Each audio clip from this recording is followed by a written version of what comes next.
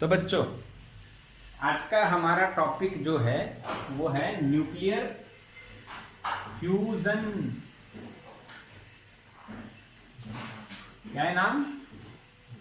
Nuclear fusion. अभी तक हमने फिशन पढ़ा, फिर रिएक्टर पढ़ा। रिएक्टर बिल्कुल पक्का किया। रिएक्टर में कोई बात आपको नहीं आती ऐसा तो नहीं बना होगा। रिएक्टर बिल्कुल बढ़िया से पक्का करवा दिया। फ्यूजन भी बढ़िया हो गया। अब बात करते हैं फ्यूजन। अच्छा, फ्यूजन क्या है और क्यों हमें पढ़ना है? तो फ्यूजन में हम देखें कि अर्थ के ऊपर अगर हमें अनलिमिटेड सोर्स ऑफ एनर्जी बनाना है तो रेडियो एक्टिव एलिमेंट का फ्यूजन करके चेन रिएक्शन से उसको कंट्रोल करके हम बढ़िया से एनर्जी बहुत बना सकते हैं, ऐसा हमने सोचा। अच्छा, तो बढ़िया सोच है, पर क्या हमने ऐसा भी सोचा कि भाई सन तो ये काम कई बरसों से कर रहा है। सन एक एनर्जी सोर्स है जो कंटिन्यूसली एनर्जी जनरेट कर रहा है और हमारे पास वो एनर्जी कंटिन्यूसली आ रही है। तो ये क्वेश्चन रेज हुआ कि भाई सन ऐसा तो क्या कर रहा है कि उसमें से कंटिन्यूसली एनर्जी निकल रही है। तो बच्चों, कंक्लूजन ये बना कि सन के ऊपर बहुत सारा हाइड्रोजन है। हाँ, बहुत सारा हाइड्रोजन है। अब इतना हाइड्रोजन है तो उसमें हाइड्रोजन जो है ना वो इकट्ठा हो रहे हैं, फ्यूज हो रहे हैं। बढ़िया बात है, फ्यूज हो रहे हैं तो क्या दिक्कत है। अच्छा, फ्यूज हो रहे हैं तो उससे एनर्जी भी निकल रही है, तो और वही एनर्जी वहां पे जनरेट होके सन से अर्थ तक आती है in the form of light. समझ में आया? ऐसा हो रहा है। तो यानी कि सन के ऊपर फ्यूजन प्रोसेस चल रही है जिसको हम न्यूक्लियर फ्यूजन बोलेंगे। ठीक है, बट हाइड्रोजन इकट्ठा हो, ये थोड़ी सी बात गले में उतरती नहीं है। हाँ, गले में नहीं उतरती है। क्यों? क्योंकि हाइड्रोजन का न्यूक्लियस जो है वो पॉजिटिव चार्ज होगा और अपने दूसरे हाइड्रोजन का भी न्यूक्लियस पॉजिटिव चार्ज होगा। अब दो पॉजिटिव चार्ज अगर नजदीक आएंगे, लो वॉइस आ रहा है, रुको तो देखते हैं। चलो ठीक, अब सही सुनाई दे रहा है। न्यूक्लियर फ्यूजन आपको समझ में आ रहा है कि सन पे फ्यूजन प्रोसेस हो रही है बच्चों। सन पे फ्यूजन प्रोसेस हो रही है और वही फ्यूजन के कारण हमें एनर्जी मिल रही है। अच्छा, हमने एक और बात पढ़ी हुई थी EBN वर्सेस ए कर्व में। आपको पता होगा कि ए की वैल्यू 30 से 170 के बीच में हो तब बाइंडिंग एनर्जी ज्यादा होती है, और ए की वैल्यू 30 से नीचे और 170 से ज्यादा हो तो बाइंडिंग एनर्जी की वैल्यू कम होती है। बट हमने देखा कि ए 170 से ज्यादा वाले को तोड़ के हम लोग बाइंडिंग एनर्जी इंक्रीज कर सकते हैं। उसी तरह से 30 से कम वाले उनको जोड़ के, या लगभग 10 से कम वाले उनको जोड़ के हम लोग बाइंडिंग एनर्जी इंक्रीज कर सकते हैं, और इस प्रोसेस में बहुत सारी एनर्जी एमिट होती है। तो some of the examples are given, some examples are given in the NCERT, जो आपको फ्यूजन का इंफॉर्मेशन दे रहे हैं। तो मैं वो लिख रहा हूं यहां पे बच्चों, पेज नंबर है 455। तो भाई न्यूक्लियर फ्यूजन में लिख रहा हूं बच्चों। तो पहला रिएक्शन हमें दिया है 1H1 + 1H1 will give शाखबाजी plus E plus neutrino plus 0.42 mega EV energy. ठीक है, पहला रिएक्शन। तो ये क्या बता रहा है आपको? देखो, दो हाइड्रोजन फ्यूज होते हैं तो एक ड्यूटेरियम बनता है और साथ में बीटा प्लस और न्यूट्रिनो निकल के जाते हैं, बट उसके साथ में इतनी एनर्जी भी देखी गई, 0.42 मेगा EV। समझ में आ रहा है ना? यस। अच्छा, अब 1H2 + 1H2, दो ड्यूटेरियम इकट्ठा हुए तो अधूरा हीलियम बनेगा। अधूरा helium plus neutron plus 3.27 mega EV energy निकलती है। तो ये एक और एग्जांपल है फ्यूजन का कि भाई 1H2 plus 1H2 will gives 2He3 neutron and some energy. तो देखो ये एनर्जी निकल रही है दो ड्यूटेरियम के फ्यूज होने से, यानी फ्यूजन में इकट्ठा होने में भी एनर्जी हमें मिल रही है। दैट मीन्स ये न्यूक्लियर प्रोसेस है और फ्यूज होने से मिल रही, इसको न्यूक्लियर फ्यूजन बोलते हैं। तीसरा भी एग्जांपल है, ड्यूटेरियम से ही ट्रिटियम बन रहा है। 1H2 विल गिव्स 1H3 और plus 1H1 plus 4.03 mega EV, और एनर्जी बढ़ गई देखो, हाँ के ना। तो यहाँ पे आपको इन तीन प्रोसेस से क्या जानने को मिलता है कि भाई फ्यूजन होने पे भी हमें क्या मिल रही है, एनर्जी। ठीक है, अब इस टॉपिक का हेडिंग देखिए, nuclear fusion energy generation in stars. Nuclear fusion and energy generation in stars. तो भाई अगर हम इन स्टार्स की बात करें, उसमें फ्यूजन तो होता है, पर कौन सा फ्यूजन होता है, थर्मोन्यूक्लियर फ्यूजन। स्टार्स की अगर हम बात करें बच्चों, स्टार्स की अगर हम बात करें तो उसमें कौन सा फ्यूजन हो रहा है बच्चों, थर्मोन्यूक्लियर फ्यूजन। इसका मतलब क्या है कि भाई दो न्यूक्लियस आपने लिए, मान लीजिए बच्चों दो प्रोटॉन हैं और आप इनका टेम्परेचर हाई करके गए, बहुत ज्यादा हाई कर दिया टेम्परेचर को, और इस टेम्परेचर को आपने इतना हाई किया कि इनके बीच में जो कूलम्ब का रिपल्जन है, कूलम्ब रिपल्जन जो लगेगा वो इधर ले जाएगा इनको, वो इस रिपल्जन को भी खत्म कर दे, उस रिपल्जन को भी खत्म कर दे और दोनों को इकट्ठा कर दे, हाँ के ना। और ये दोनों इकट्ठा हो जाए तो कौन सी प्रोसेस हो गई भाई, फ्यूजन, और बहुत एनर्जी निकलती है, इसलिए इसको थर्मो न्यूक्लियर फ्यूजन बोला जाता है, हाँ के ना। यानी दो लाइट न्यूक्लियस और न्यूक्लियाई हाई टेम्परेचर पे कंबाइन होते हैं और लॉट्स ऑफ एनर्जी एमिट होती है, तो इसको बोलते हैं हम लोग थर्मो न्यूक्लियर फ्यूजन। बोलो समझ में आया। ये स्टार्स में ऐसा हो रहा है, हालांकि हमें ज्यादा स्टार के बारे में डिस्कशन न करें और सीधा सन की बात करें, तो सन की बात नहीं कर रहे हैं, सन की बात कर रहे हैं। तो सन की अगर बात करें उसमें ये प्रोसेस हो रही है, हाई टेम्परेचर पर इकट्ठा होते हैं। फॉर एग्जाम्पल देखो, आपने चाय पी है जीवन में, चाय तो पियोगी ना, मना मत करना, हाँ कहने का, हाँ। नहीं कुछ मैसेज कर रहे हैं, नहीं, अच्छा पर्सनल में मैसेज कर रहे हैं कई बच्चे, नहीं नहीं नहीं प्राइवेटली, ओके, नहीं कर रहे, नहीं पीते चाय, ठीक है मत पियो, मैं क्या करूँ, व्हाट कैन आई डू। मान लो मेरा एग्जाम्पल है, आप चाय पीते हो, नहीं पीते फिर भी बनाते हुए तो देखी होगी, तो पानी में अगर आपने मोरस डाल दी, चीनी हाँ डाल दी, तो वो पिघल जाएगी। अगर गर्म नहीं कर रहे हो तो पिघलेगी, पर समय लेगी, पर आप गर्म कर रहे हो तो पिघल के पानी के साथ ऑटोमेटिक क्या हो जाएगी, मिक्स हो जाएगी। बोलो हाँ के ना, हाँ के ना। इसी तरह से एलॉयस होते हैं, एलॉयस जब बनते हैं तो दो अलग मेटल को इकट्ठा करना, तो उनको गर्मी दी जाती है बहुत ज़्यादा, उस पे उनके बॉन्ड ब्रेक हो जाते हैं और दूसरे मटेरियल के साथ बॉन्ड फॉर्म हो जाते हैं, फिर उसको हम एलॉय बोलते हैं। यही काम थर्मोन्यूक्लियर फ्यूजन में होता है।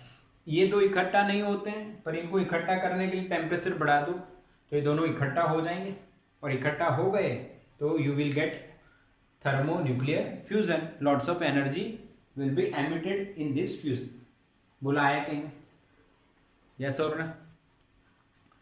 अब इसका एक एग्जाम्पल हम देखते हैं। According to NCERT there is an example.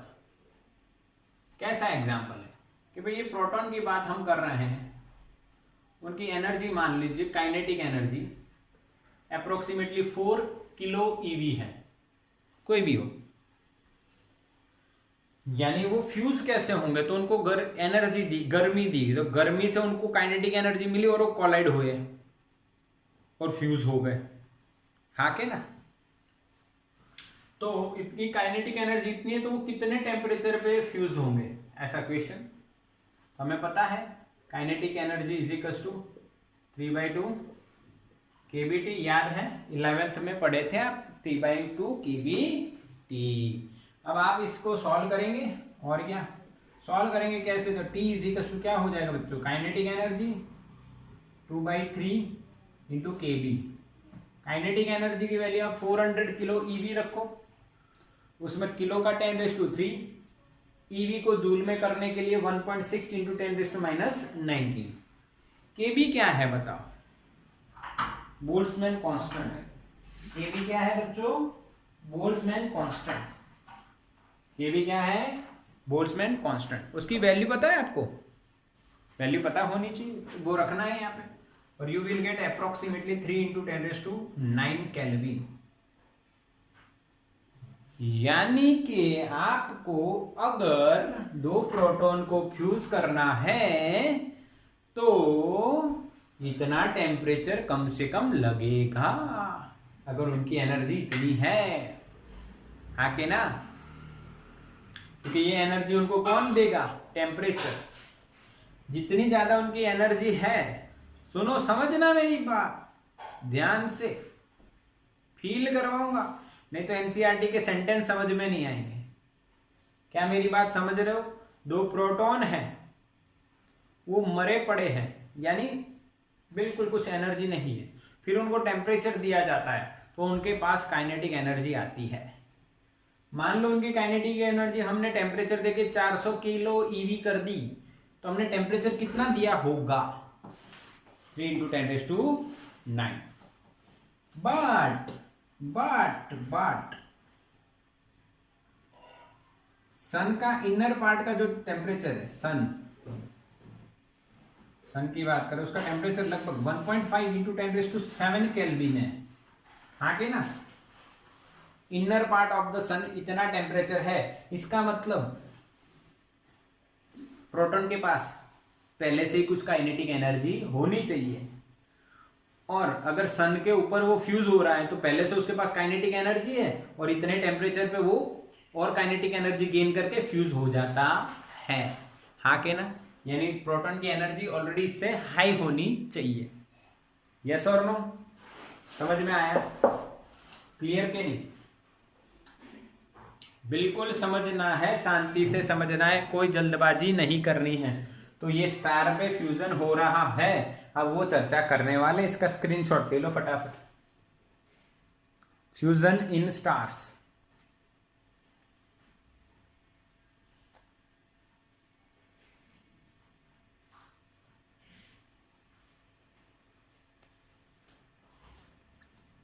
Done, okay.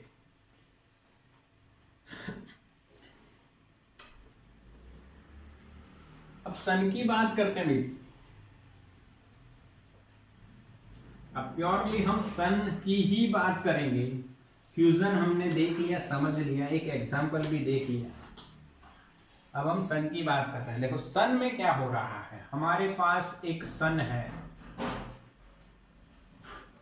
और सन में हो रहा है कोई प्रोसेस। सन में बच्चों कौन सा फ्यूजन हो रहा है, थर्मो न्यूक्लियर फ्यूजन। उस फ्यूजन में क्या हो रहा है, हाइड्रोजन एंड हाइड्रोजन मिलके हीलियम बना रहे हैं।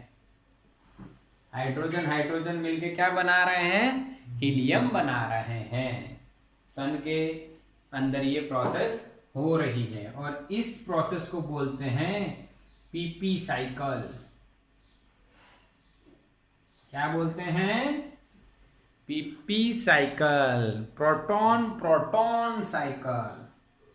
समझ में आया? हाँ कि ना, क्योंकि ये प्रोटॉन भी बोला जा सकता है ना, 1H1 1H1 this is proton. क्या प्रोटॉन को ऐसे लिखते हैं बच्चों? दिस इज प्रोटॉन, ये 1H1 जैसा ही हो गया ना, सेम।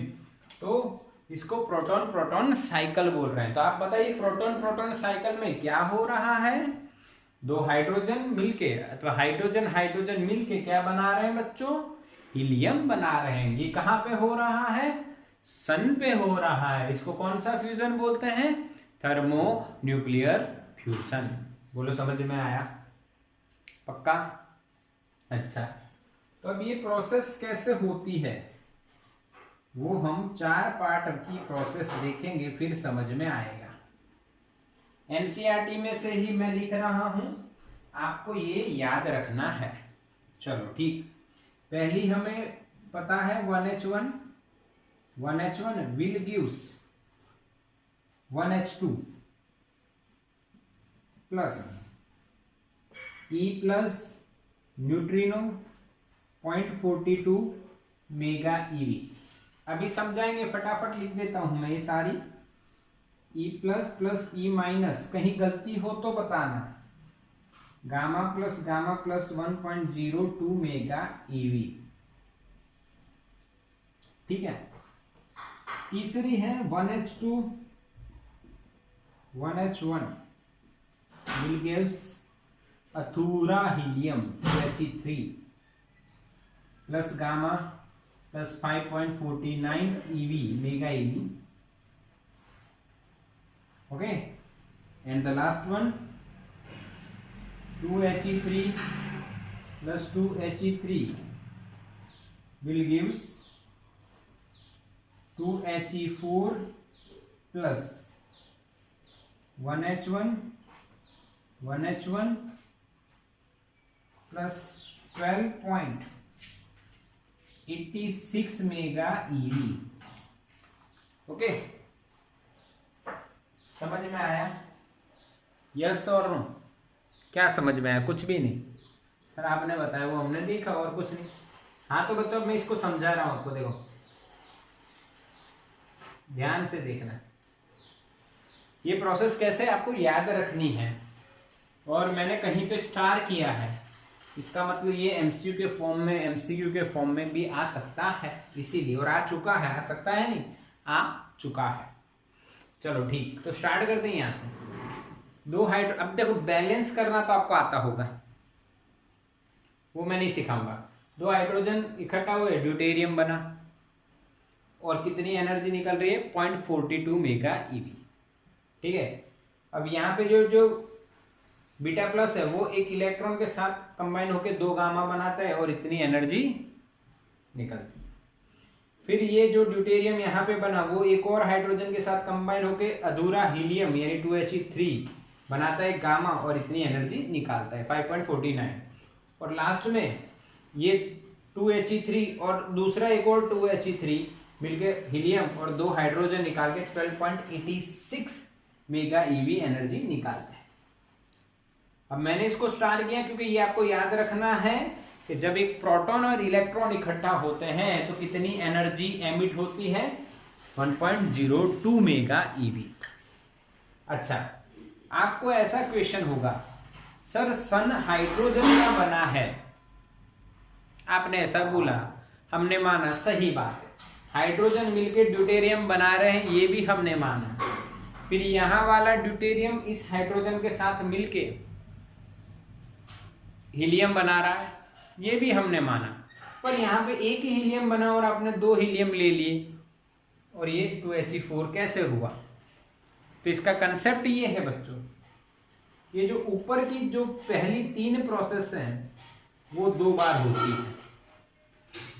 ये 3 प्रोसेस 2 बार होती हैं, फिर ये एक प्रोसेस होती है। समझ में आया?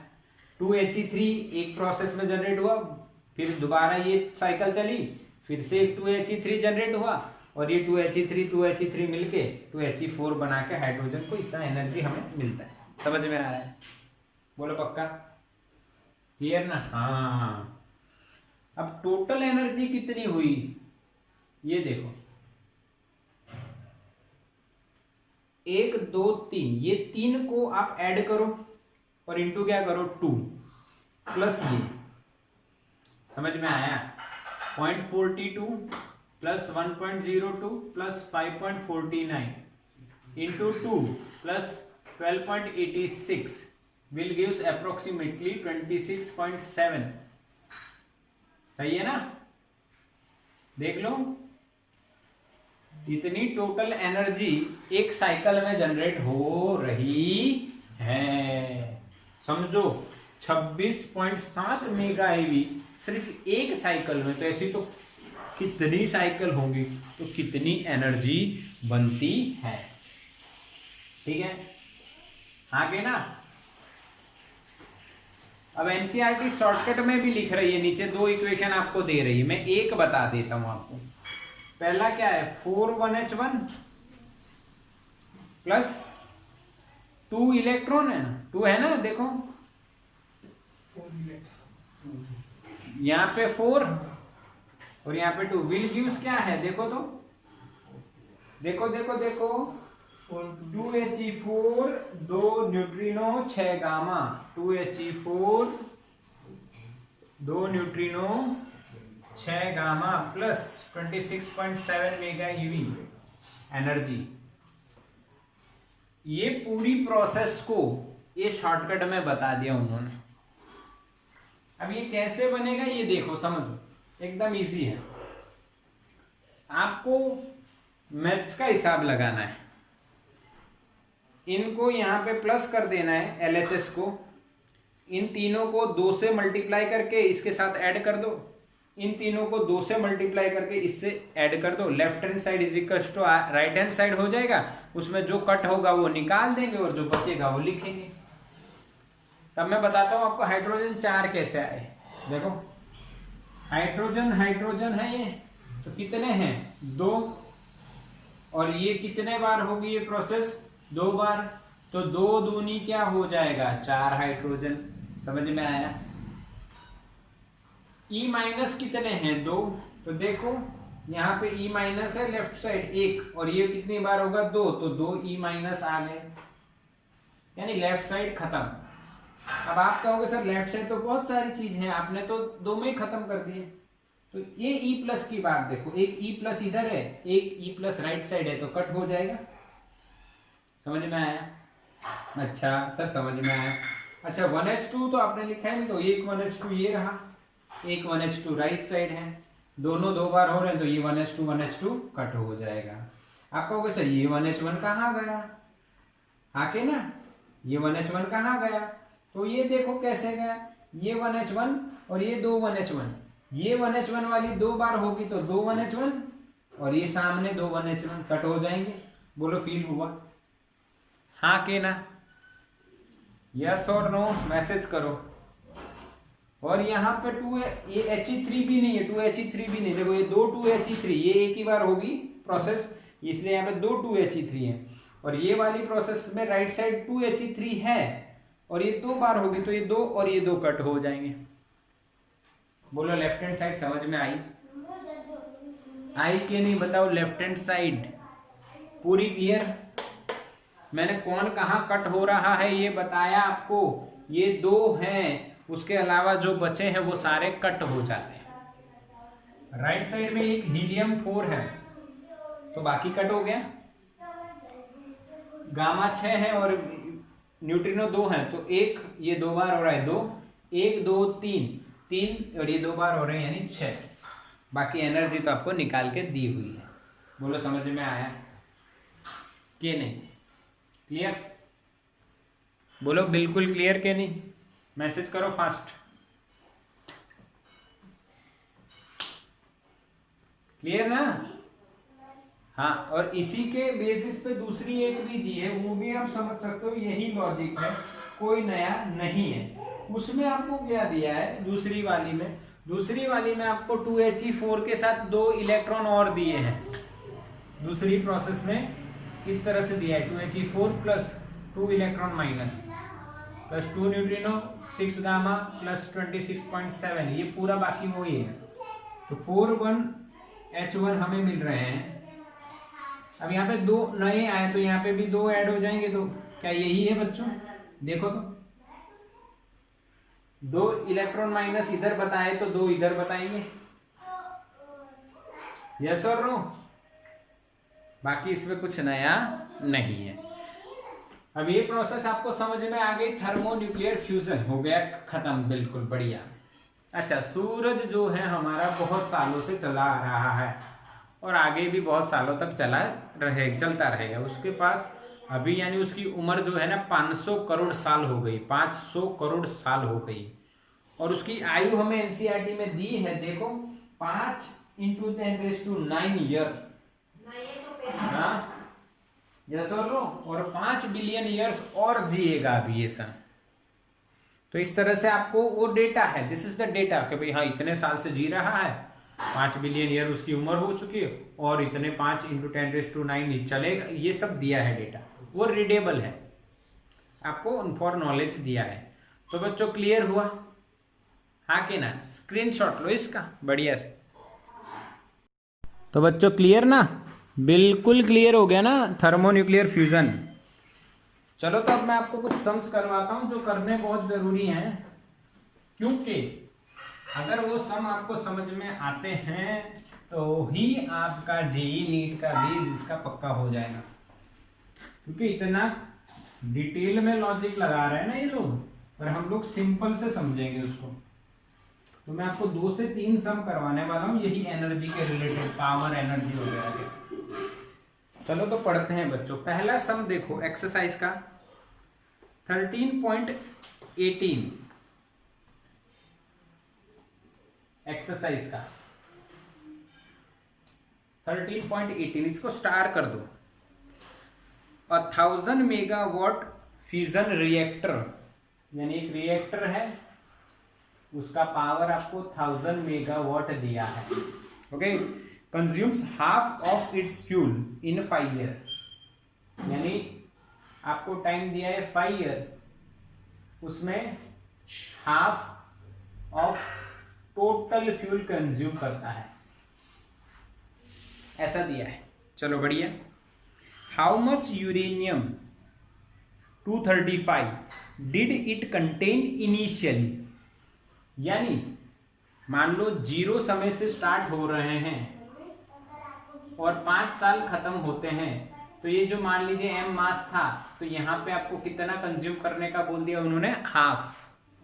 समझ में आया? यस बिल्कुल। अच्छा, assume that the reactor operates 80% of the time, यानी ऑपरेशनल टाइम क्या है, कितने टाइम चल रहा है?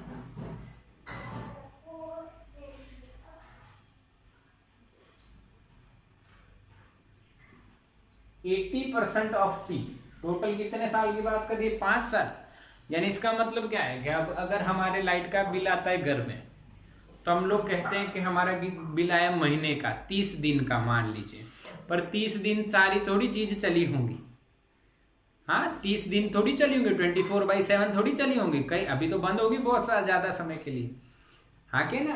यानी 5 साल में इतना यूज हुआ, आधा फ्यूल यूज हुआ, बट जो रिएक्टर चला वो टोटल 5 साल के 80% ही चला। समझ में आया? Yes. Now that all the energy generated arises from the fission of uranium 92-235 and that this nuclide is consumed only by the fission process। अच्छा, यानी आपको कितना मास इनिशियल है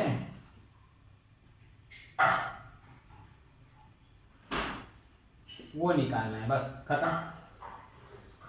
अब आओ सॉल्यूशन देखते हैं, समझेंगे पहले और फिर क्लियरली समझेंगे। बिल्कुल बिल्कुल सिंपल है। आप सॉल्यूशन देखो तो भी डिफिकल्ट लगेगा आपको किसी रेफरेंस बुक में, पर मैं आपको एकदम सिंपली समझा देता हूं। देखो, आपको पता है एक यूरेनियम का न्यूक्लियस अगर फ्यूजन प्रोसेस एक्सपीरियंस करता है तो लगभग 200 मेगा ईवी एनर्जी निकलती है, एमिट होती है। ये एग्जांपल मैंने कहाँ बताया था आपको कि भाई A = 240 वाला एक एलिमेंट लो, उसकी बाइंडिंग एनर्जी पर न्यूक्लियन होती है 7.6 मेगा ईवी। ओके, और इसका फ्यूजन होके 120 वाला जब वो दो दूसरे न्यूक्लियस में कन्वर्ट होता है तब पर न्यूक्लियन बाइंडिंग एनर्जी बढ़ जाएगी 8.5। तो यहाँ पे जो चेंज है वो आएगा 0.9 मेगा ईवी। ठीक है, इसका सबट्रैक्शन। तो पर न्यूक्लियन एक न्यूक्लियन यानी एक प्रोटॉन या तो न्यूट्रॉन में इतना चेंज आ रहा है, तो यहाँ पे तो टोटल कितने न्यूक्लियन है 240। तो टोटल एनर्जी कितनी आ जाएगी 240 से मल्टीप्लाई करो, you will get 216 mega EV. फिर इसके बाद हमने लिखा कि एक न्यूक्लियस अगर फ्यूजन होता है तो लगभग 200 मेगा ईवी एनर्जी जनरेट होती है। क्या बच्चों ये याद है आपको? आगे ना मैसेज करो। ऐसा का ऐसा ही मैंने आपको लिखवाया था, यही कंसेप्ट मैंने आपको बताया था और ऐसा ही चार्ट हमने देखा था। तो ये याद रखना है आपको कि एक यूरेनियम का न्यूक्लियस अगर फ्यूजन प्रोसेस से गुजरता है तो कितनी एनर्जी 200 मेगा ईवी। समझ में आया? बस वो यही यूज करने वाले, इसलिए ये इतना समझना था। अच्छा, अब देखो, अब हमें ये सम कैसे सॉल्व करना है। तो आपको मास ढूंढना है। तो 5 साल के बाद कितना मास हो जाएगा, हाफ यानी m/2। अगर टोटल हम m माने तो 5 साल के बाद कितना हो गया m/2। तो हम लोग क्या लॉजिक लगाएंगे? यहाँ पे देखो पावर दिया है, एनर्जी दी है, हाँ, और मास की बात की है। तो यानी मास और एनर्जी की बात की है, तो हम लोग उस हिसाब से चलेंगे। देखो ध्यान से, स्टेप 1, 3 स्टेप का सम है। स्टेप 1 ध्यान से देखना, 1 यूरेनियम 92 235 फ्यूजन होता है तो एनर्जी मिलती है 2 मेगा ईवी। यस और नो? तो मैं आपको बोल रहा हूं 1 kg अगर यूरेनियम फ्यूजन हो रहा है तो कितनी एनर्जी। तो आप कैसे निकालोगे? ध्यान से देखिए, इन दोनों का मल्टीप्लाई, बट यहाँ पे नंबर ऑफ न्यूक्लियस करना है। That will be m/m0 into Na। This is number of nucleus in 1 kg। उसका मल्टीप्लीकेशन 200 मेगा ईवी। समझ में आया कि नहीं आया? समझ में आया? यस। 1 किलो यूरेनियम आप कितने उसमें नंबर न्यूक्लियस होंगे m/m0 into Na। वो फ्यूजन होते हैं तो कितनी एनर्जी आएगी इंटू 200 मेगा ईवी। ओके, बस इसको सॉल्व करना है।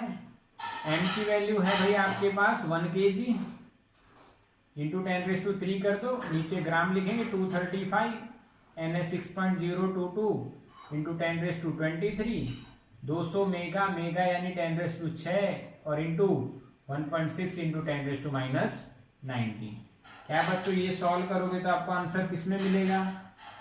जूल में। किसमें मिलेगा?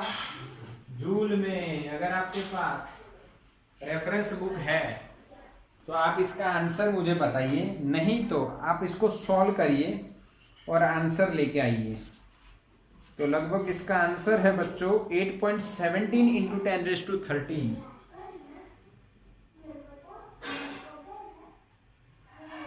समझ में आया बच्चों? यस और no?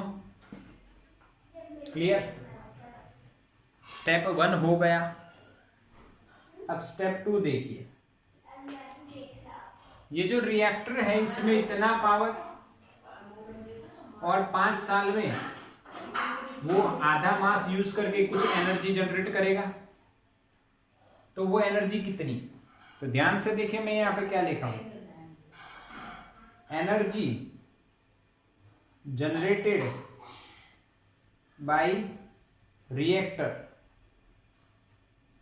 In 5 years is equals to, ध्यान से देखिए, power into 80% of time, yes और no? What is energy? Power into time, but यहाँ पे टाइम कितना है? 80%। कितना है टाइम? 80%। ठीक है, इसको सॉल्व करोगे तो पावर आपको पहले से पता है, 1000 इंटू 10⁶ इंटू 80% यानी 80/100। अच्छा, टाइम कितना है बच्चों? 5 साल। क्लियर? अरे हाँ के ना, यही तो होती है एनर्जी, पावर इंटू टाइम। इसको सॉल्व करोगे 8 5 जा 4t, और ये दो जीरो में से इसको एक जीरो निकाल देगी, इधर निकाल दो, तो 4 इंटू 10⁻², 2 6 8 और 1 9 जूल। समझ में आया कि नहीं? कि नहीं बच्चों? यस और नो? यस, मैसेज आ रहे हैं यस, पर मैं कहूँगा नो। क्यों? क्योंकि यहाँ पे 5 साल है भाई, 5 साल, और हमने जूल में लिखा है, तो साल को सेकंड में कन्वर्ट करना पड़ेगा ना। तो 5 साल, साल में कितने दिन? 365। एक दिन में कितने घंटे? 24, और एक घंटे में कितने सेकंड? 3600। तो ये आंसर अब बदल जाएगा, आपको ध्यान रखना है। और आंसर आपका आएगा बच्चों, इसमें पता नहीं, यहाँ पे सॉल्व नहीं किया गया है। सॉल्व कीजिए, मैं बोलूँ वो। चलो, कैलसी है तो फटाफट हो जाएगा।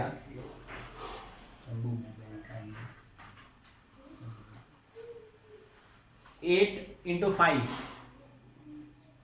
इंटू 365 इंटू 24 इंटू 3600, कितना आया? बहुत बड़ा आंसर आ रहा है, ऐसा बच्चे कह रहे हैं। तो कोई दिक्कत नहीं है, बड़ा आ रहा है तो क्या है? 12 61 2 4 1 2 3 4 गुना 10⁻²। अच्छा, 3600 किया है ना? हाँ, 3600। तो ये हो गया हमारे 6 और 2 8। इसको कन्वर्ट करेंगे हम लोग 1.26 इंटू 10⁻⁴। 1 2 3 4 5 6 7 8 9, 8 और 9 17। This is the answer. समझ में आया? सही है कि नहीं है? 5 साल में इतनी एनर्जी यूज हो रही है, 5 साल में इतनी एनर्जी यूज हो रही है। 1 किलो में इतनी। अब ध्यान से देखो, हमें मास निकालना है, तो स्टेप 3 में देखो, इतने में इतना तो इतने में कितना, ऐसा करना है। इतने में इतना तो इतने में कितना। देखो, हमने पहले 1 किलो की एनर्जी निकाली, यानी अगर एनर्जी 1.70 इंटू 10⁻13 जूल है, तो मास कितना होगा? 1 kg। 1 kg की इतनी एनर्जी, तो इतनी एनर्जी तो 1 kg। तो यहाँ पे हमारे पास एनर्जी कितनी है? 1.26 इंटू 10⁻17 जूल। तो हमारा जो मास आएगा वो m/2 आएगा। क्यों m/2? क्योंकि हमने पहले यहाँ पे दिया हुआ है, देखो, आधा ही मास, तो मैंने इनिशियल मास m माना, तो यहाँ पे 5 साल बाद जो मास यूज हो चुका होगा वो कितना आया होगा? m/2। m/2 आपका क्या रहेगा? 1.26 इंटू 10⁻17 अपॉन इंटू 1 अपॉन ये वाला 8.17 इंटू 10⁻13। और अगर आप इसको सॉल्व करते हो तो ये 2 इधर चला जाएगा, और आंसर आपको मिल जाएगा लगभग 3088 3088 kg। इसके आसपास मिलेगा, एग्जैक्ट नहीं मिलेगा, या एग्जैक्ट मिल रहा है तो भी कोई दिक्कत नहीं है। चलो, समझ में आया कि नहीं? सम नहीं है ये, सम का एक बम है खतरनाक सम है, पर हमें 3 स्टेप लिखनी है। चलो मैं लिखवाता हूँ, ये 3 स्टेप आपको याद रख के लिखने नहीं। पहला स्टेप है, लिखो, find the energy of 1 kg uranium. Find the energy of 1 kg uranium. Okay. Second step, find the energy use in 5 years using power and time. Find the energy used in 5 years using power and time. Okay. And third step, find the initial mass using इतने में इतना तो इतने में कितना. आया समझ में? हाँ कि ना मैसेज करो, यस और नो मैसेज करो. क्लियर ना? बिल्कुल बिल्कुल क्लियर. बोलो समझ में आया? यस बच्चों. है डिफिकल्ट सम, पर मैंने आपको शॉर्टकट लॉजिक देके बता दिया है. ये बढ़िया लॉजिक है. ऐसे लगेगा डिफिकल्ट पर है एकदम इजी. शॉर्टकट देखो. Step 1, find energy of 1 kg. Second step, find energy in 5 years using power and time.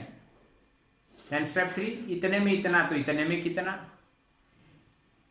इतनी एनर्जी का 1 kg, तो यहाँ पे जो एनर्जी निकाली इतनी एनर्जी का कितना kg होगा, और ये आधा होगा तो टोटल कितना होगा उसका 2 गुना.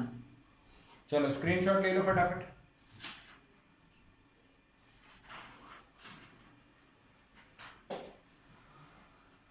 चलो done.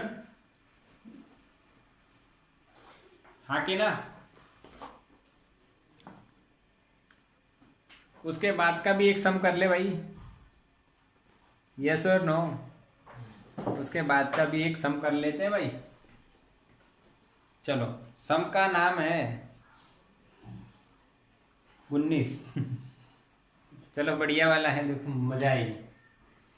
How long can an electric lamp of 100 watt be kept glowing by fusion of 2 kg of deuterium? Take the fusion reaction as given in 1H2 1H2 will give 2He3 plus neutron plus 3.27 mega eV. हाँ कि ना? चलो तो करते हैं. आओ 19. तो भाई पहले प्रोसेस लिखा हूं यहाँ पे. 1H2 plus 1H2 will give 2He3 plus neutron plus 3.27 mega eV. अब यहाँ पे हम सॉल्यूशन करेंगे. क्वेश्चन क्या पूछा ये तो देखो. एक जो बल्ब है वो जो 100 वॉट का है, वो 2 किलो ड्यूटेरियम को अगर फ्यूजन प्रोसेस में यूज किया जाए तो कितने टाइम तक वो बल्ब जलेगा. यानी ये जो बल्ब है इसका अगर पावर 100 वॉट है तो इसका मतलब क्या होता है 100 जूल पर सेकेंड. यानी वो 1 सेकेंड में 100 जूल यूज कर रहा है. 1 सेकेंड में 100 जूल यूज कर रहा है.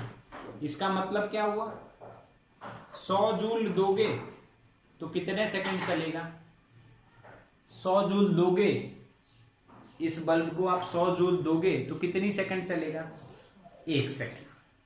200 जूल दोगे तो 2 सेकंड. 500 जूल दोगे तो 500 जूल 5 सेकंड. 800 जूल दोगे तो 8 सेकंड. इस तरह से ये चलता रहेगा. तो हमें यहाँ पे एनर्जी देनी है.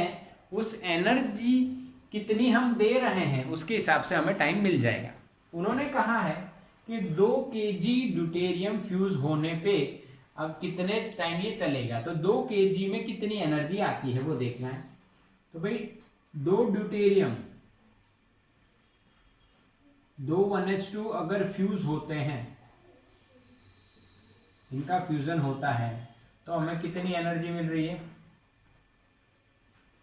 तो 2 kg ड्यूटेरियम अगर फ्यूज हो रहे हैं तो एनर्जी जो मिलेगी वो कितनी. तो बच्चों एनर्जी हमें यहाँ पे मिलेगी कितनी, बिल्कुल सिंपल, इसका मल्टीप्लिकेशन इससे डिवाइड बाय 2, और ये 2 kg में कितने ड्यूटेरियम होंगे वो लिखना है, m/m0 इंटू Na, समझ में आया, इतने deuterium into 3.27 mega EV divided by 2। क्या बच्चों समझ में आया? बस खत्म, बस खत्म हो गया। फिर क्या करोगे, 100 जूल में बल्ब चलेगा 1 सेकंड के लिए, तो यहाँ पे जो जूल आया उतने में कितना सेकंड चलेगा, खत्म। तो यहाँ पे m कितना है, हमें 2 किलो यानी 10⁻³ m0 यानी इसका मास कितना है 2, यस और no, molecular mass of deuterium 2 into Na 6.022 into 10⁻23। ये मेगा को आप किस में करोगे बच्चों, 3.27 इंटू ये बाई 2 में यहाँ पे भी लिख देता हूँ ये वाला, इंटू 10⁻6 इंटू जूल में करना है तो 1.6 इंटू 10⁻⁻19। ये सॉल्व करोगे you will get answer in joule, और वो जूल यहाँ पे रख के ये 2 multiply divide by 100 you will get the time. सही है, देखो आप इस तरह से इसको सॉल्व कर पाओगे बच्चों, यस और नो, हाँ कि ना, समझ में आया कि नहीं, बोलो क्लियर, क्लियर के नहीं, फटाफट आंसर दो। 2 ड्यूटेरियम फ्यूज होने से इतनी एनर्जी निकल रही है, तो 2 kg में जितने ड्यूटेरियम हैं उनको फ्यूज होने से कितनी एनर्जी निकलेगी, वो एनर्जी मिल जाएगी। और यहाँ पे हम लोग लॉजिक क्या लगाएंगे भाई, 100 जूल में 1 सेकंड चलेगा, तो ये जो एनर्जी मिल रही है ड्यूटेरियम से 2 kg से, उतनी एनर्जी में कितने समय चलेगा। ठीक है, तो इसका स्क्रीनशॉट ले लो फटाफट।